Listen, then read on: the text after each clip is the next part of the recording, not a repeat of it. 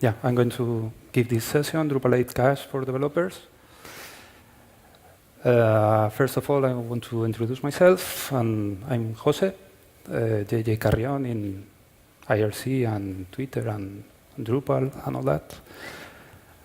I work as a backend developer at Bundekraut, Sweden. And yeah, and I'm a member of the Spanish Association and the Drupal Association as well.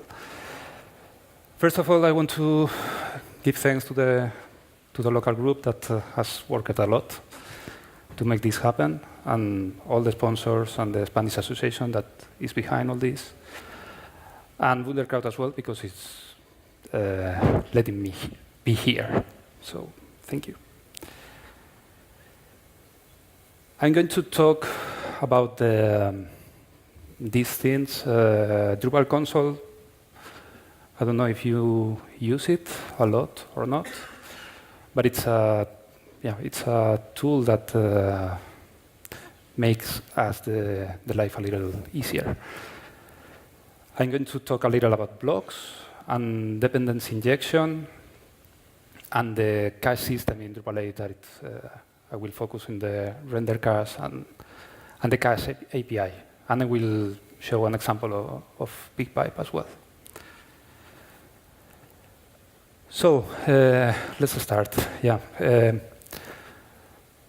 Drupal Console, I think that it's a really useful tool if you are a developer, because you are going to be able to generate a lot of code, and it will help you debugging things and see how many routes, services, and things like that we have in Drupal.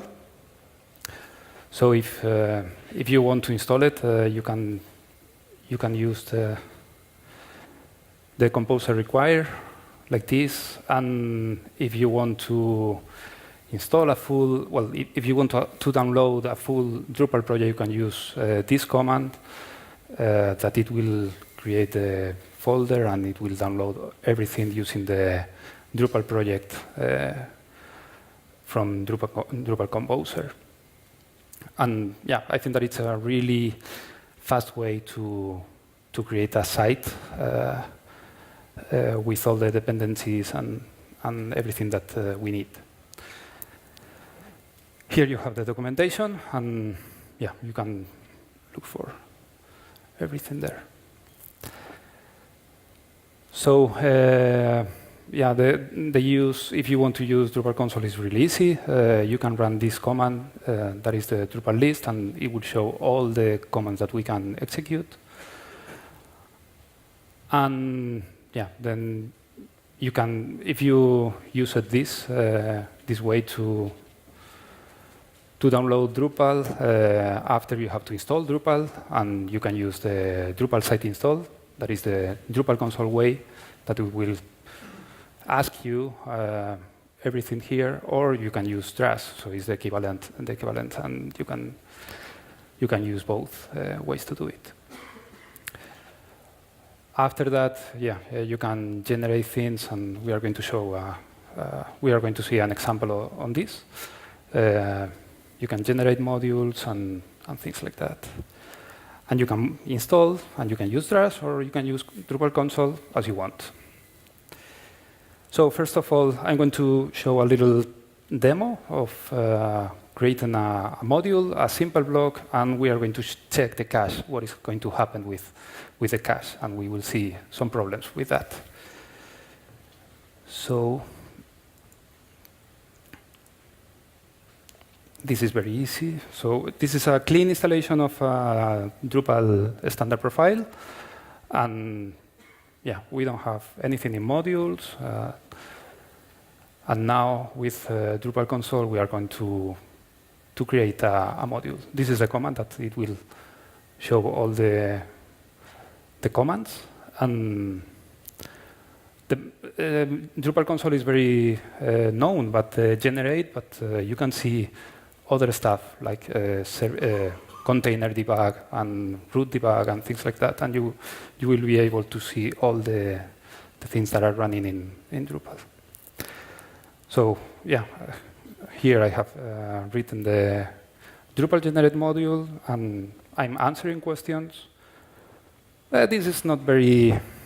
This is going to create just an info YAML file, so it's not so much, because I'm not answering to create a test and things like that.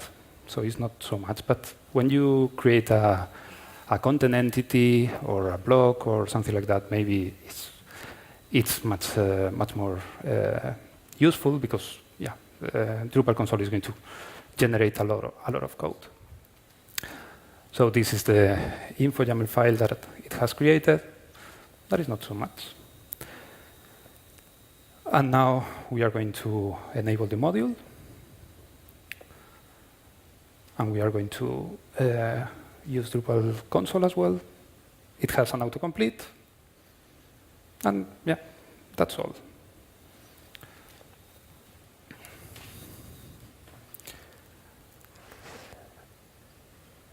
So if we go back to the presentation, well, another thing that I haven't said is that here in this Git repository there is a repository where you can see all the examples that I'm going to show, and it's divided in different branches, and here is the branches that I'm showing in each step. Okay, efecto demo, because I haven't finished my video.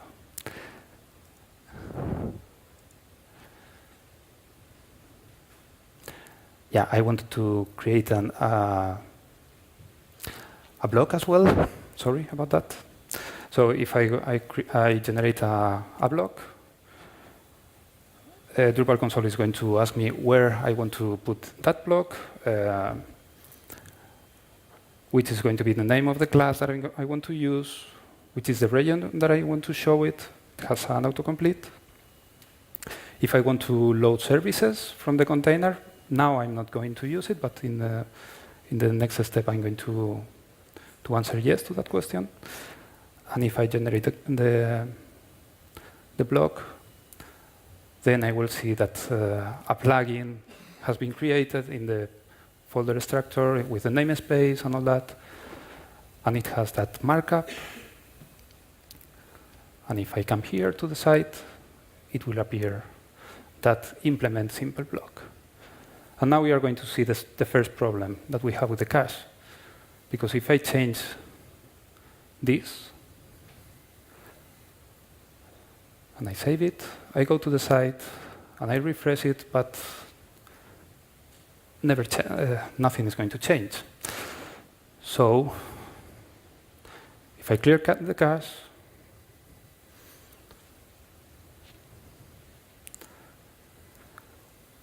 then I will see the change. What this means is that Drupal is coming with the cache by default, and it's going to be fast by default. But here we are going to have a problem, because every little change that we want to. Oh, this is not. I thought that I was removing okay, never mind. So every little thing that I want to change in the code, I'm going to have to clear the cache, and that is going to be extremely slow if I want to develop something. So I'm going to do something to remove that cache locally. So we have in the settings.php, we have some lines that are commented out, and I have to uncomment those lines. That this is going to include the settings.local.php. And in the settings.local.php, I'm going to say where are going to be my development services. And I'm going to use this cache for all the rendering. I'm going to use the cache bucket null, and this, well, this is not related, but I recommend that you put this line so you can see all the errors that are happening in Drupal instead of a white screen saying that something went wrong. So in the development services, I can define this service that is going to be a null backend factory that is not going cache anything. And yes, this is not related with the cache, but yeah, this is to show all the Twix files and all that are rendered in the different parts of the site. So now everything is going to be fast for us, not for the users, of course. And yeah, something that is really important, don't do that in production, because we want to cache everything. But locally, you don't want to cache, and you have to work faster. So I'm going to create another example that is going to be changing that simple block that I have created. Now I'm going to say hello to the user. So I'm going to type this hello, and I'm going to display the name. I'm not using the dependency injection yet here. And yeah, it's going to be better to do it in the other way, but we will see that. So, and here we are going to have another problem. This is going to work locally.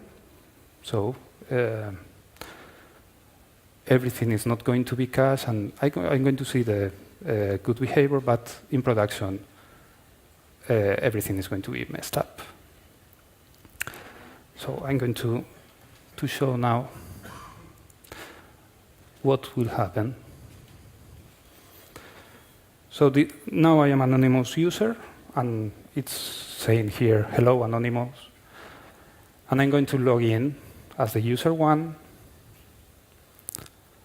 And now it says, hello, user 1. So if I log out, and I log in again as the user 2,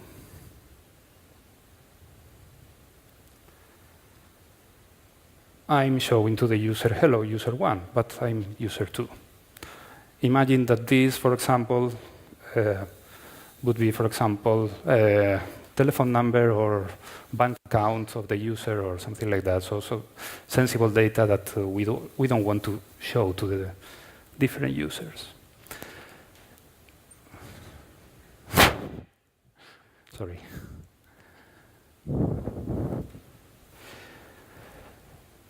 So there we have a problem. We are going to see the solution in a moment. And now I'm going to show another scenario. And I'm going to show the content of an example site. That is going to be this one. I have created one site with some articles that will have the different pictures, and I'm going to use a tag for each article that is going to be mountain and beach. So the thing is that I want to show a related products, a related nodes or articles, depending on each one. It's a really simple example, just to show how this works.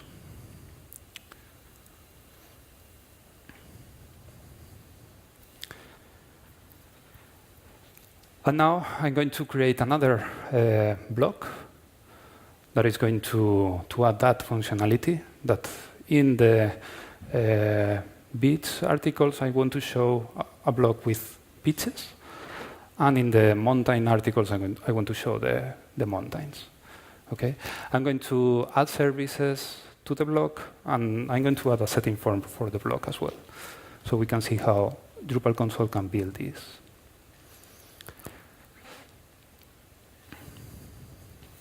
So I'm going to run the same command, generate plugin block. It's going to ask me about the module. And I'm going to get the default one. This is the name of the class. I'm going to call it related node block. I'm going to put it in the sidebar first. And in this time I'm going to load services from the container.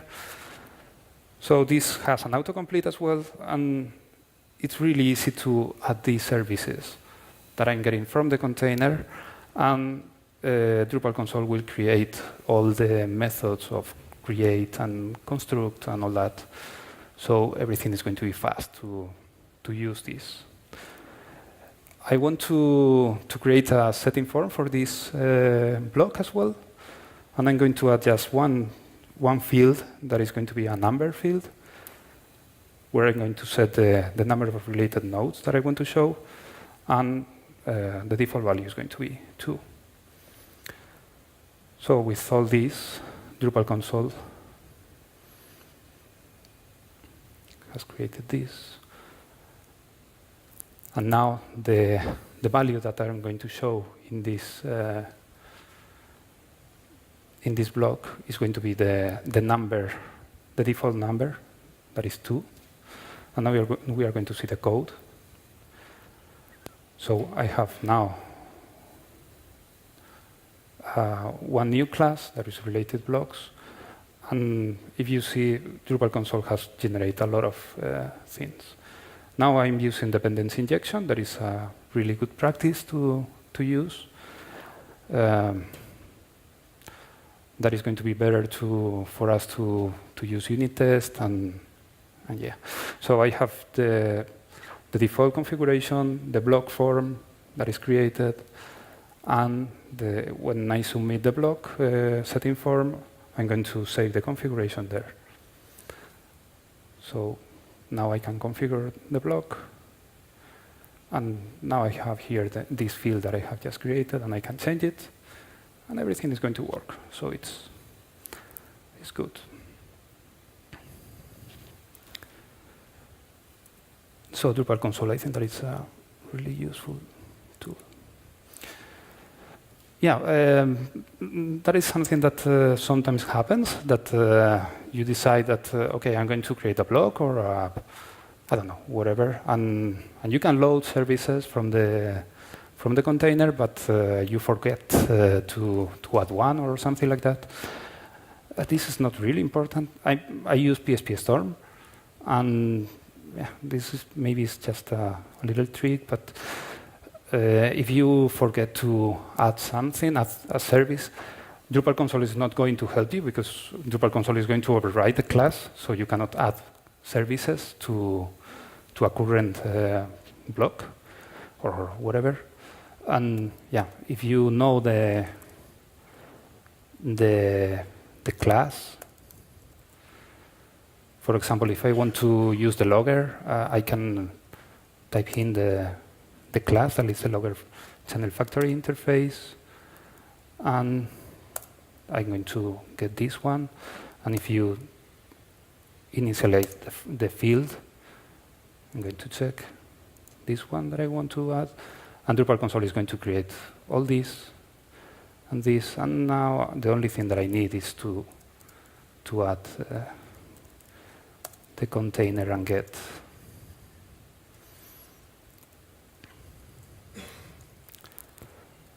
the logger factory. And yeah, if you have, I don't know if you use it, PHP Storm, as Teun said a moment ago in another talk, if you are really fan of Vim, yeah, it's okay. you can do all this, but if not, I think that PHP Storm is a really good tool to work. So with this, I have everything in place, so I can use the logger now, and here I can use this. So now that block that I have just created, it hasn't got any logic, so I cannot do that I wanted to do. That it was to show the related products. It's showing just a number. So I'm going to add some logic to that block. I have that one in the step 5 branch.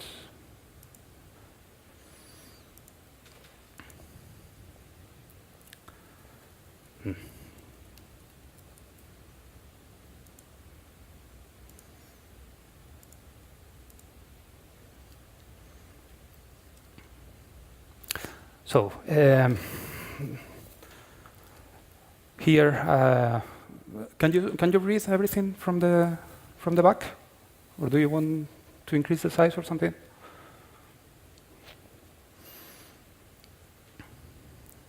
Okay. So here, for example, I'm I'm going to do some logic in this block. Of course, you can do this with views or maybe another way, but it's just to show an example of something. So first of all, I'm going to get the current node if I have, and if I have a node, if I don't have a node, I'm going to return an empty array. Here is going to be the first problem. So if I use this in production, that empty array is going to be cached, and it won't arrive here anymore.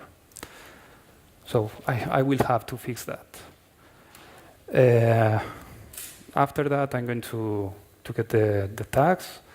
I'm going to get the name of the tag, and I'm going to go to the getRelatedNodes method that I have here, and I'm going to make a query. Something that this query is going to work with nodes.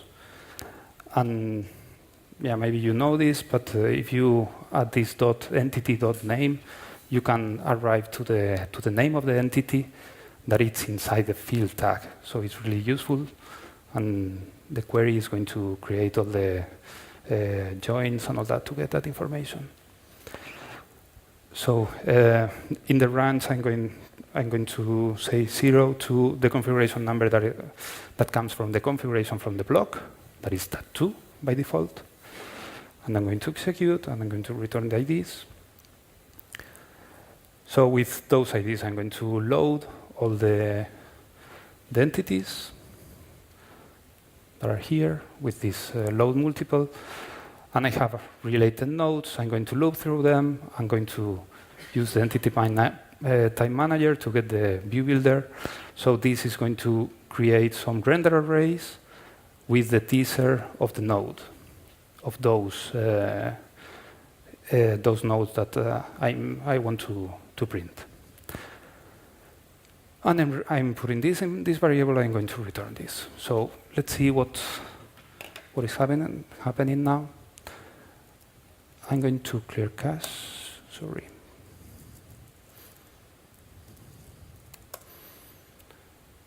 Because I have changed the branch, so otherwise it's going to break somewhere.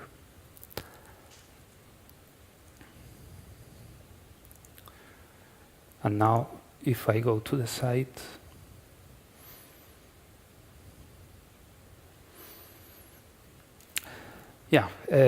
here I have the block, and now I'm showing I'm not in a node, so I'm showing the return array. That is nothing, so I'm not showing anything. And if I come here, I'm not showing anything either, because I have that render, that empty array that is cache, and I'm not showing anything. So I have to clear cache again. I have to say that I have the configuration from production, not from locally. If I refresh, now I should see some mountains here. And yeah, it worked. I have some mountains, but if I go to a node that is from a beach, I still see the mountain. So everything is cached in a wrong way. This is really fast, and it has loaded really fast, but I'm not invalidating the cache for those, for that block. So let's see what we can do. Yeah, this is the conclusion that I have to take from this. As a developer, if you create custom code, you always have to think about the cache strategy. This is important, that create custom code. If you do this with site building, creating views and all that, you are not going to have this problem, because that is going to be solved by views, adding the cache tags and all that. But if you write some code, you always have to think about the cache. And maybe this is the most important part of the talk. I mean, yeah, be careful with this. So let's see. Now with Drupal 8, we have two types of caches. That is, one is the internal page cache, that it was the old Drupal 7 cache, that is based on the URL, and it's just for anonymous. So, yeah, it's going to cache the whole URL, and it's going to cache the whole HTML. But it doesn't work with authenticated users. If you are using an external cache, Barneys, Nginx, or whatever, it should be better if you deactivate this cache, because Barneys is going to take care of that. And this is the new Drupal 8 type of cache. That is the internal dynamic page cache. So it's not so fast as the base cache, because it's going to take care of two little pieces of the side of the page, not the whole page. It works with cacheability metadata that we are going to see right now. It's going to bubble up when it needs.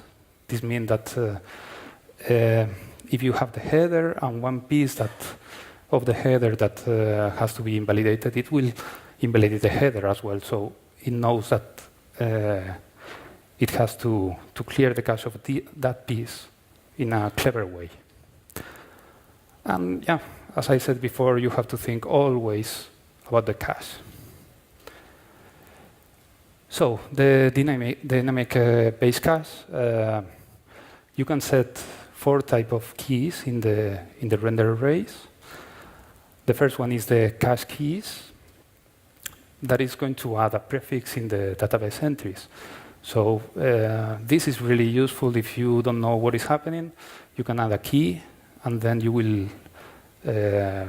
see that entry, that key in the database, and it's going to be easier to see the problem. I will show an example on this later. This is the cache tags that are depending on the entity, so in the on the content of the site. And it works like this. So this is the cache tags, and you can add an array that is going to be the entity type and the ID of the entity. So, for example, this is going to be invalidated when the node 2 has changed.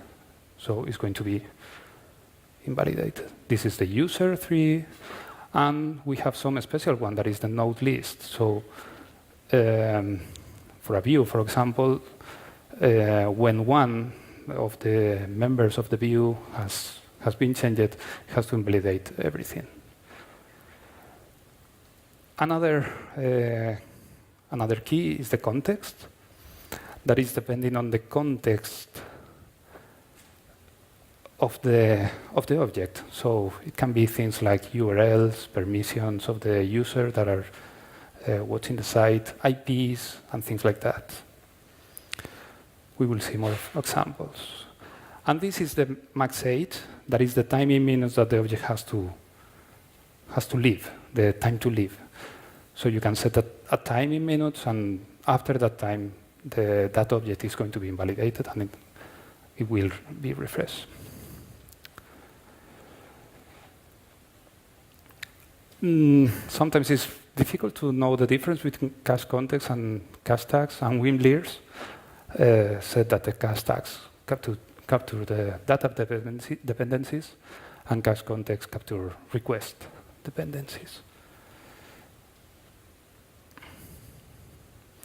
Okay, how can we test locally, and how can we see how the site is going to work on production, and how can we avoid to use the cache always? Because if we use the cache always, we have to clear cache always.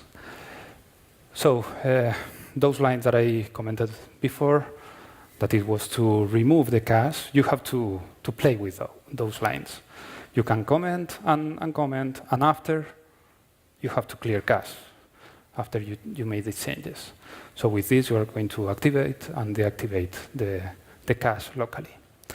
And it's really important that, yeah, of course, when you want to develop, you are going to work with this. But before commit all your changes, please change it to this one to see how it's going to work and try with different users and all that.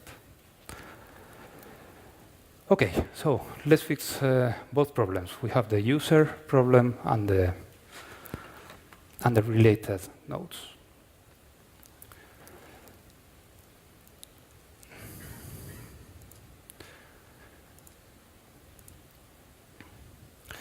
Okay, this is the related nodes.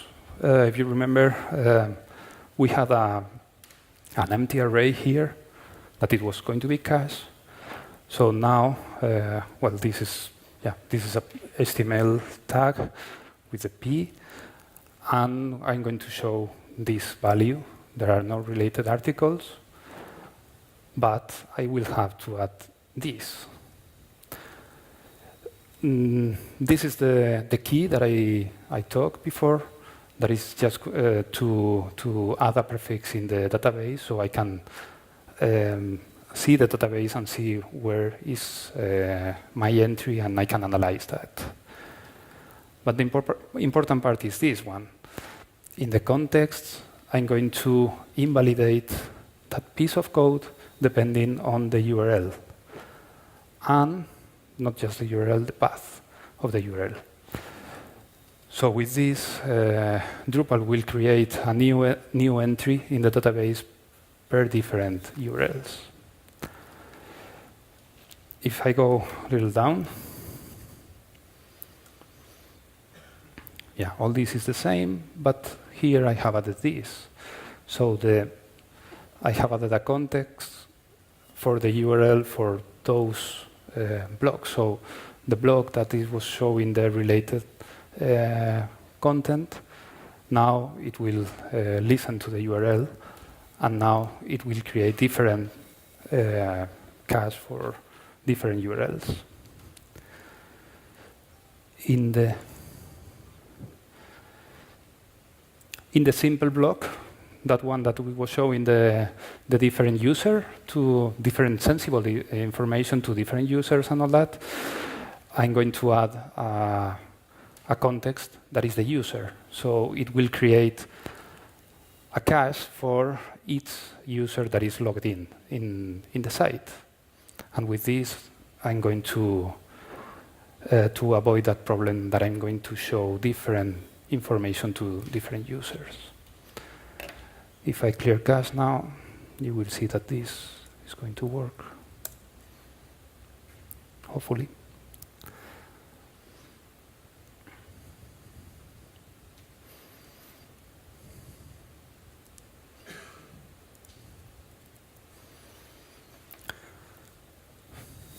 So this should show beaches right now. And if I go to a mountain, it will show mountains. And the user, yeah, is going to, well, I don't want to, yeah, trust me, this is going to work as well. So the hello user one is going to work.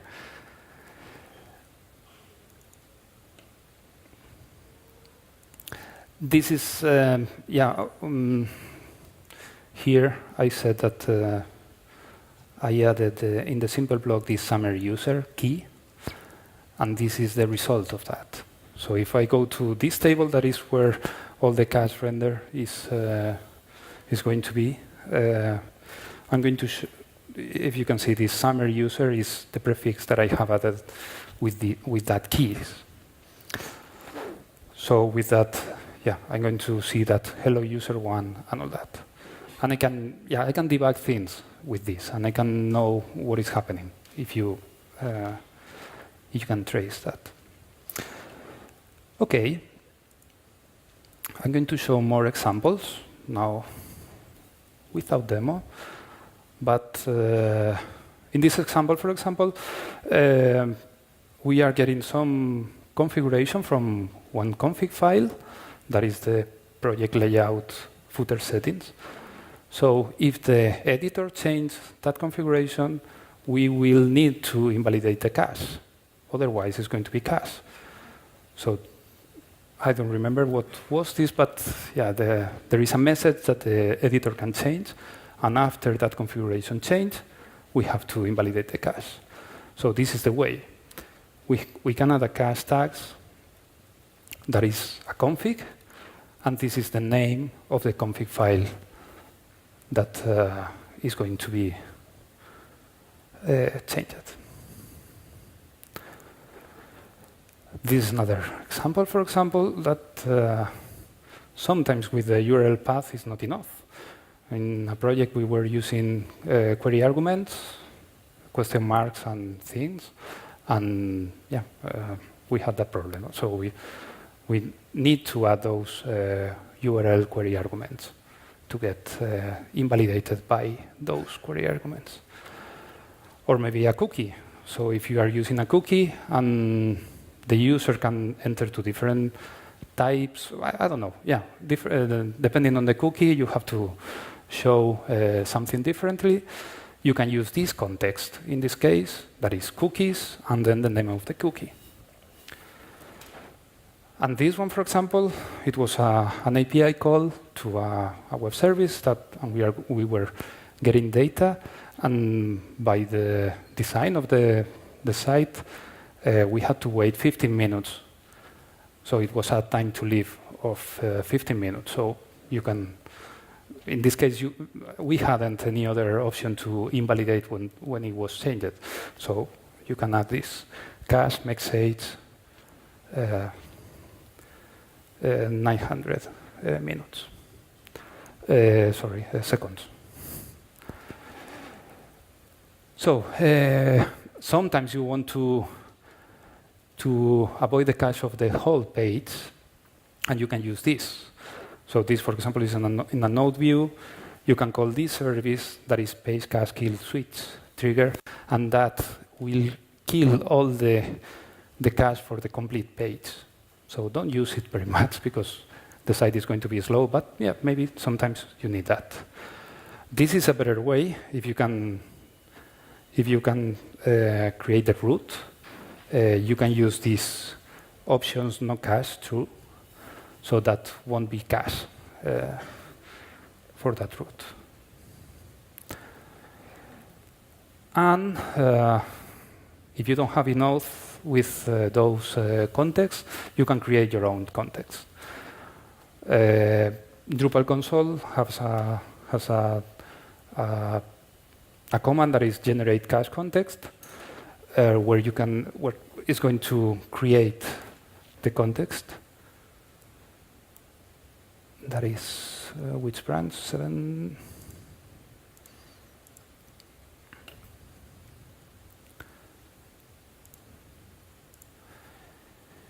No, I was in the wrong. Okay. So this is what Drupal generate has created without this line. So yeah, it's really easy.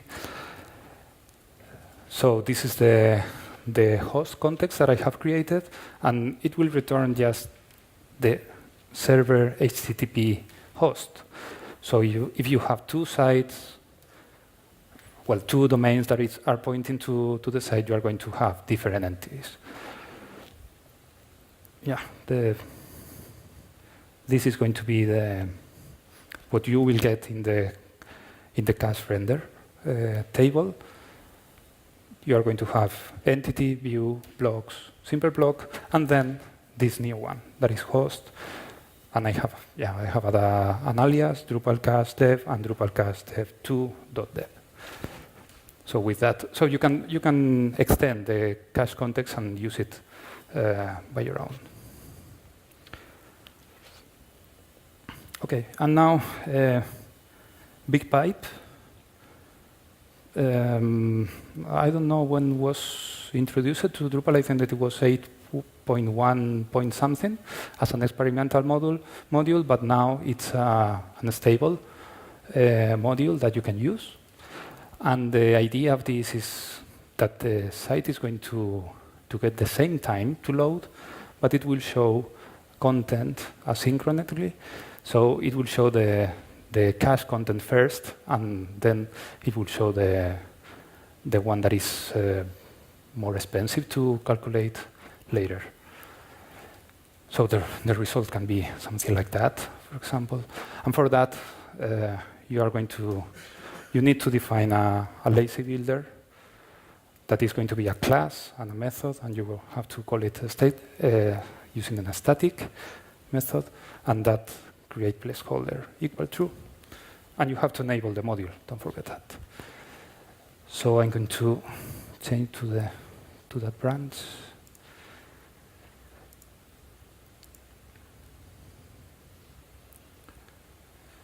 So if I come to this one, yeah, the first part is the same, but now I have this build, lazy builder, and all that. And that method that is lazy builder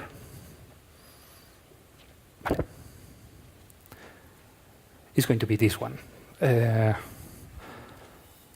to make it work with the demo, I have put a sleep of 2 seconds, so you can see that it's going to take more time. And yeah, this function is this method is static, so you cannot use dependency injection here. That's why I call it everything static.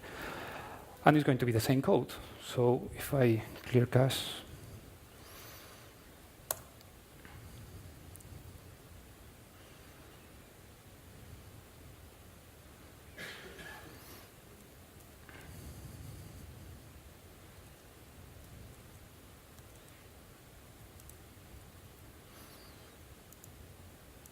and I come here, well, the first load is going to be after the clearing cache. But if you see, this has appeared after everything else. So it appears everything that is cached, and then it comes this after 2 seconds.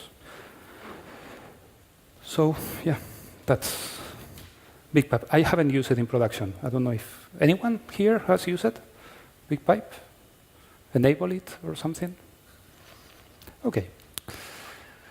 Yeah, but I think that we should start to use it. Yeah, another thing. This is not the render cache. This is cache API. And sometimes you don't want to cache something in the render, in a render array, and maybe you have to put data in the cache. That it is the same as Drupal 7.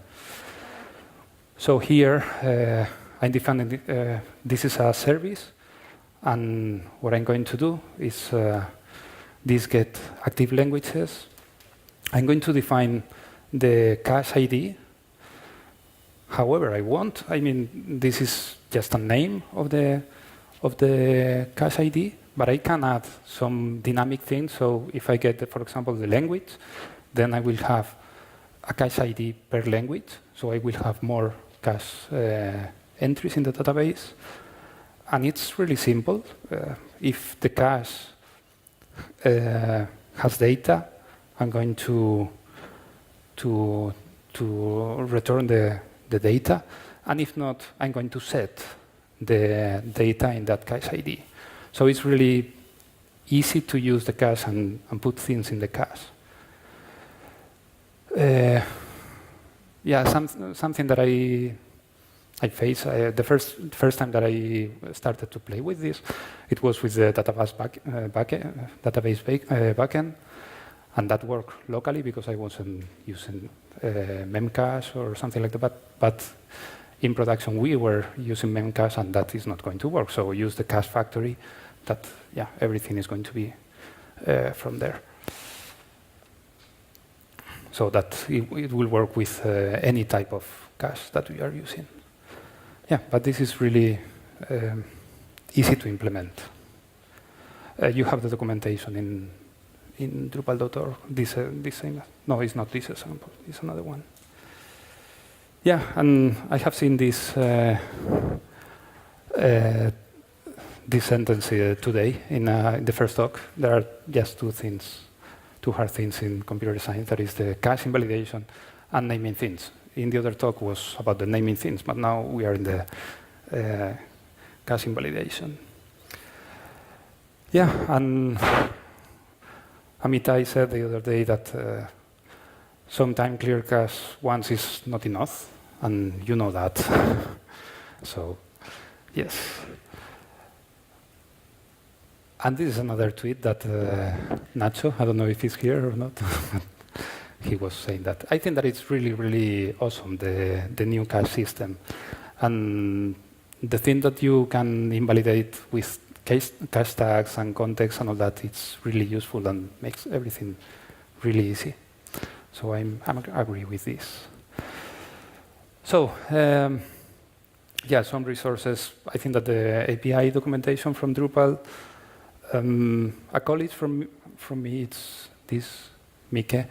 He has started to write some posts about Drupal cache, and yeah, now I think that he has written 2, but he wants to write, I don't know if 15 or something like that. So maybe you can follow that. And yeah, he has talked about cache in another sessions and all that. So there are some slides. This is a talk from Pedro and Mateo, I think that it was, I don't know where, but I don't know, Granada or another Drupal camp, so I think that it's really interesting. And you have that, yeah, Drupal Inquisition. I don't know if you know that, but if not, take a look. And you, yeah. And yeah, I think that we have to thank a lot to this guy, Wim Leers, because he has made all this possible. And yeah, he's everywhere. And yeah. Mike, a colleague, that is that one. I don't know if you haven't seen that video, I recommend you that as well. He's a zombie, and yeah. And Javi, that has has been helping me with some examples and all that. A colleague. So yeah, that's all. Thank you.